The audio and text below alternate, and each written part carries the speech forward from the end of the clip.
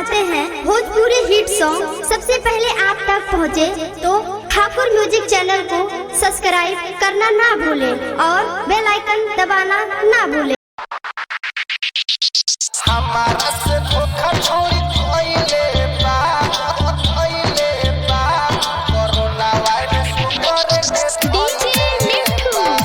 DJ मिठू राजा पटसोनी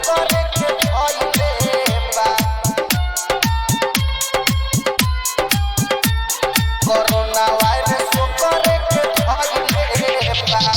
हमारा से धोखा छोड़ी कोइले बा कोरोना वायरस करे के धइले बा हमारा से धोखा छोड़ी कोइले बा कोरोना वायरस करे के धइले बा भूल गइल वादा बदल गइल राजा दिलवा हमारा दुखइले बा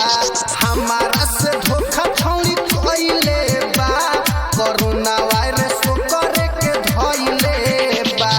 हमारा से धोखा छोड़ी कोइले बा कोरोना वायरस करे के धइले बा कोरोना वायरस करे के धइले बा हमारा के कह के उ हमर न भइल हमरो सारा फलो करा के पर गइल हमारा के कह के उ हमर न भइल हमरो सारा फलो करा के पर गइल जवन छोड़ी छल हमसे कइले बा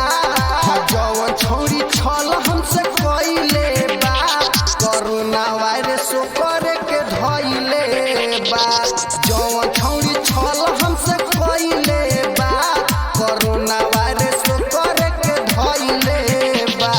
हमारा से धोखा छोड़ी कइले बा कोरोना वायरस करे के धइले बा राजा पटसोनी कोरोना वायरस करे के धइले बा